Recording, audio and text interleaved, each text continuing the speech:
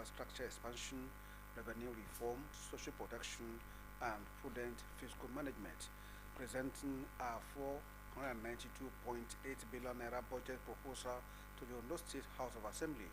Governor Loke Aiyedatiwa stated that the budget aimed to deepen reforms, stabilize the progress achieved in 2025, and sustain socio-economic growth across key sectors. The governor also acknowledged the need to revert 2025 budget downward from 698.659 billion naira to 489.998 billion naira due to lower than expected donor funds and revenue inflows. Government House correspondent Wahapam.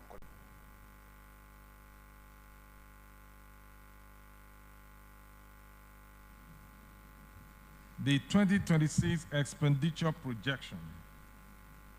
Now, on the expenditure side, Mr. Speaker, we have taken note of the fact that development rarely occurs in silos.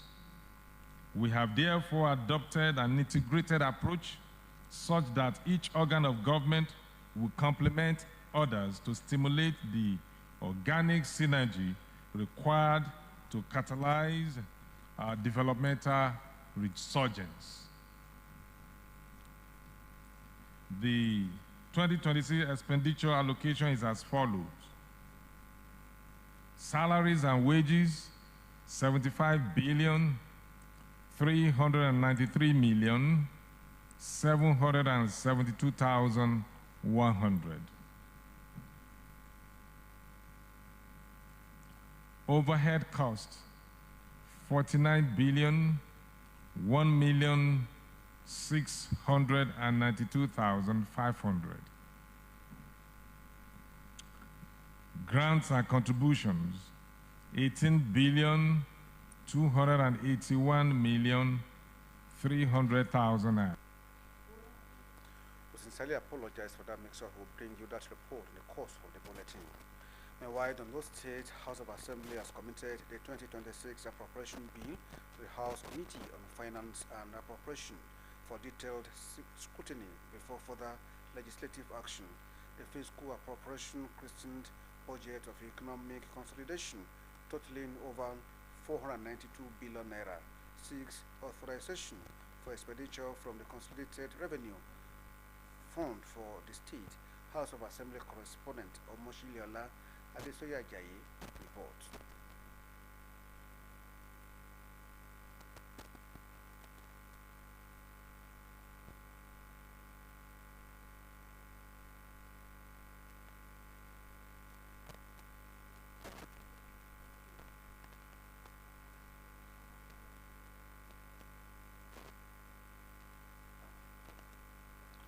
We'll also bring you details of that in the course of the bulletin. Construction is steadily progressing on the Akure-Imafo Road following its recent flag-off by the Ondo State government. Residents say the project will boost economic activities in the area and they are appealing for its speedy completion. Blessing Obe reports. On November 13, 2025, Ondo State Governor Loke Aiyedatiwa flagged off the Akure to Imafo Road project. Akure to Imafo here in the Gatoro is hereby flagged off for construction by me, the Governor of Ondo State. The road is one of several projects approved by the state government in recent weeks, and visible progress has already been recorded, with construction currently underway. At the site, workers are digging drainage channels and constructing culverts to improve water flow and prevent future flooding.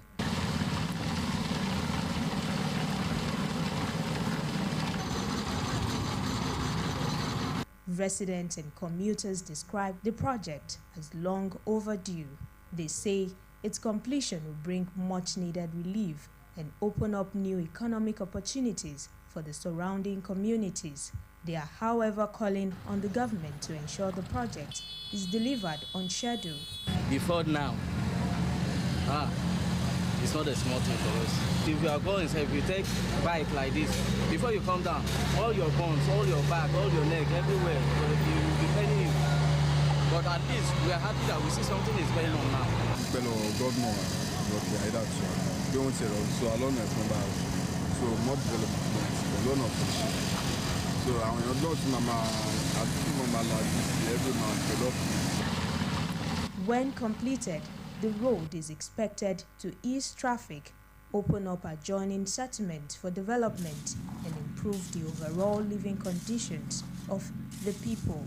Blessing Obe, OSRC News. In Nigeria, the cane was once a teacher's best friend, a quick fix for discipline. But today, the crack of the sick is sounding more like a cry for help. Legislation has come against it, yet in many classrooms and homes across the country, children are still being beaten, some to death. In this report, our correspondent Joy Pius raised a salient question: when will corporal punishment stop and child protection begin? Her report.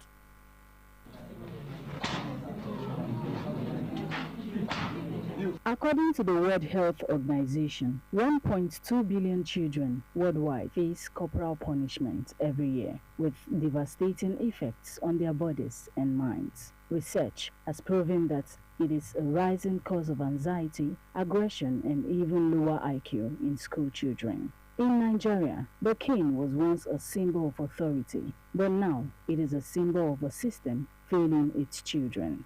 The Child Rights Act of 2023 changed the game, banning corporal punishment in schools and strengthening penalties for abuse. Yet, in some classrooms, the law stops at the gate, leaving school children with injuries, trauma, and in worst cases, death.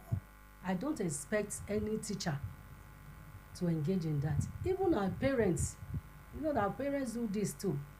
But we have to at least educate them. It's not by hitting a child, that you can instill punishment. There are many ways you can, discipline a child without going through, such.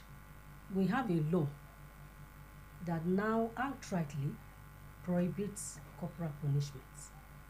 The Child Rights Law that we operate in Ondo State, Section 221 of that law, particularly paragraph B, provides that no child shall be subjected to corporal punishment. So it's an offense. If any teacher or any guardian now subjects any child to corporal punishment, so it has been outlawed in our state. It's no longer allowed. So if anyone does it, I think that person is violating the law, and such a person is going to be subjected to, the discipline of the law. Such a person can be arraigned because it's a criminal offense. In Akure, some schools have adopted counseling sessions and behavior charts as discipline to avoid causing damage. When we talk of teenagers, there are a lot of things they do that can provoke their tutors, but we are life molders, we are sculptors, and we need to be patient and see how to get our desired results.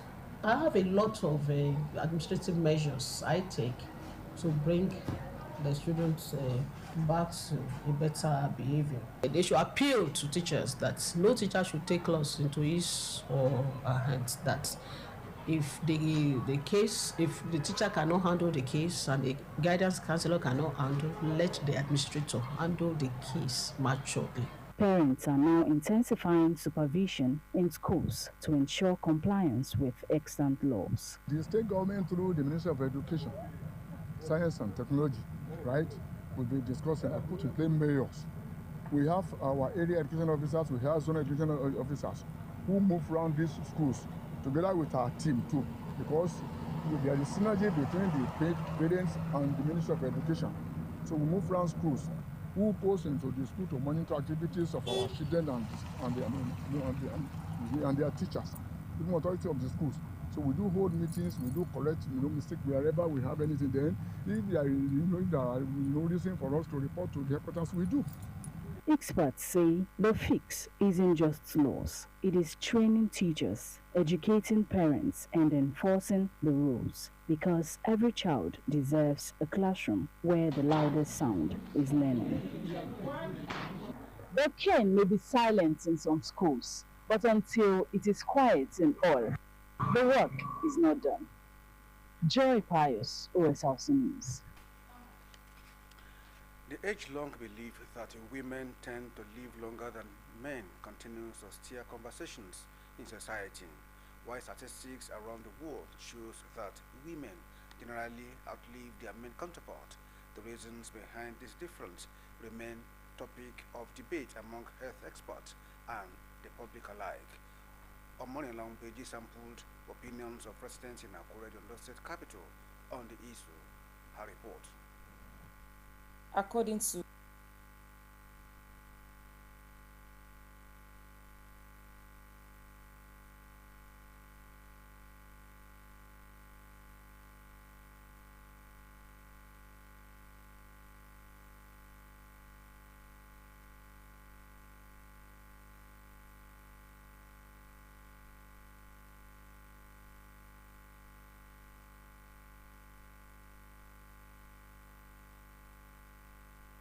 According to global and regional statistics, women live about 4.5 years longer than men worldwide. In the United States, for instance, the average American woman lives to age 81, while the average American man lives to about 76. An illustration from the PRB 2001 World Population Data Sheet titled Gender Differences in Life Expectancy shows that women outlive men in almost every society. Only a few countries in Asia and Southern Africa record the reverse trend.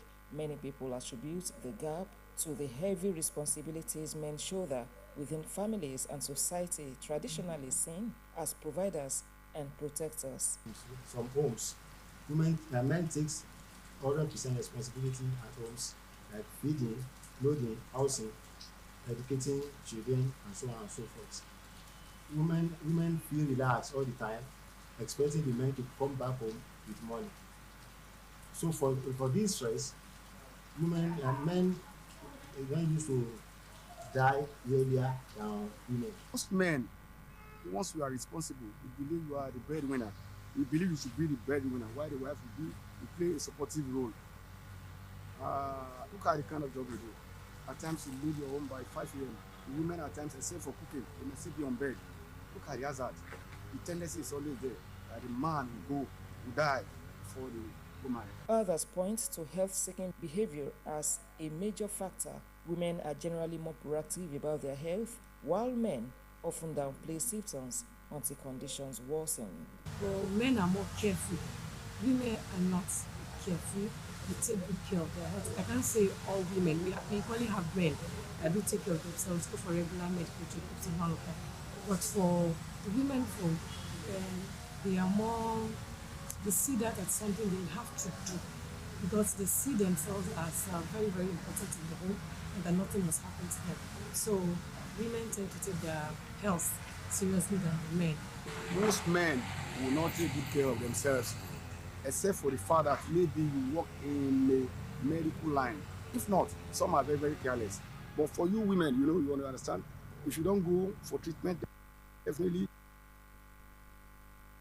if you are during the period of childbirth, you go for antenatal and no likes. At that period, you'll be tested, you'll be taken care of.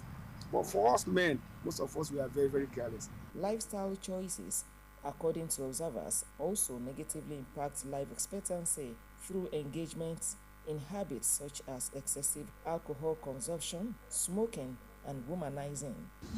Our men, they engage in a lot of risky behaviors, which women don't actually do. Men, see so many men taking alcohol, smoking, and all of that, which women tend not to really do. So that actually affects their health. Then we equally see women engaging in having stronger social networks where they mix with other people for their own physical and mental health, psychological health. So we see women doing all of these things, or like the men who are generally careful in most of these things. From a medical point of view, Dr. Olu Aladesuru offered a scientific perspective, emphasizing the role of hormones and stress management. There are hormones in the men's body or man's body, if you might say that make man to face difficult situations that women do not face. And how this affect age, stress management differs. I will tell you from experience that there are some men or couples in which the woman is a strong one of the marriage. As society continues to evolve, experts stress the importance of health awareness among men, encouraging regular checkups, balanced lifestyles, and better stress management. Bridging the life expectancy gap, they say, begins with a cultural shift in how men view their health and responsibilities. Omoniola Muliji, Osrc News. We'll now go back to our story on the presentation of 2026 appropriation bill by Governor Loke Aiyedatiwa, presenting the budget of 492.8 billion naira proposal to Ondo State House of Assembly. Governor Aiyedatiwa stated that the budget aims to deepen reforms, stabilize the progress achieved in 2025, and sustain socio-economic growth across key sectors. Wahab Bankole reports.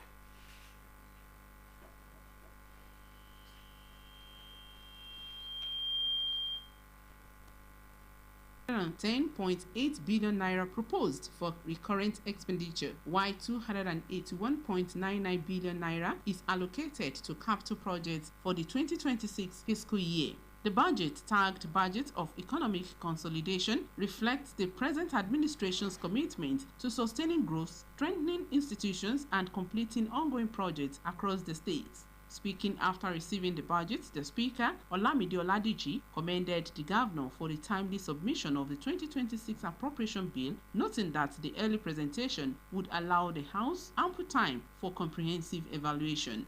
I extend my heartfelt appreciation to His Excellency Governor Loke Aiyedatiwa for presenting this 2026 budget proposal in a timely manner and allow this honorable House to conduct a thorough scrutiny of the financial document. Your leadership size has been exemplary, and we appreciate your unwavering support to this assembly since your adoption of office. While highlighting the governor's commitment to peace, stability, and progress, which he said has fostered a conducive environment for smooth collaboration between the executive and the legislature. Oladiji also lauded the government for approving the Consolidated Legislative Salary Scheme Fund for the first time in 2026, saying the initiative will significantly boost the productivity and dedication of assembly staff. I particularly want to thank the government for the recent approval of the Consolidated Legislative Salary Structure Fund for the staff.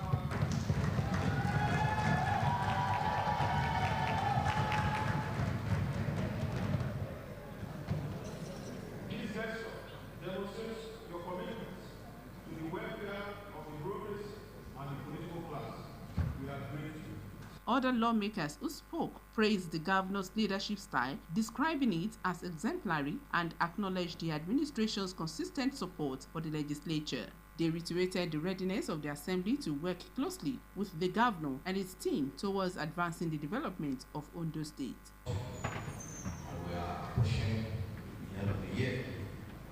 Thank God Almighty, life of our leader, the governor of Ondo State, Dr. Loke Aiyedatiwa. Our leader, your leader, the leader of all of us in Ondo State. I thank you for what you are doing the infrastructural strides headed in Ondo State, and I used to say that at the end of your first 4 years, Ondo State will be known as a bastion of infrastructural stride in the whole of the country. Thank you, Your Excellency. After a voice vote, the House then committed the budget to the Committee on Finance and Appropriation for further legislative action. Those who give us the aye? Those who give us the aye have it. Omoshiliola Adesoye Ajayi, OSRC News. We'll now take the budget report as presented by Mr. Governor to the House of Assembly as reported by our Government House correspondent, Ohabankole. The budget proposal, total of 492.795 billion naira, has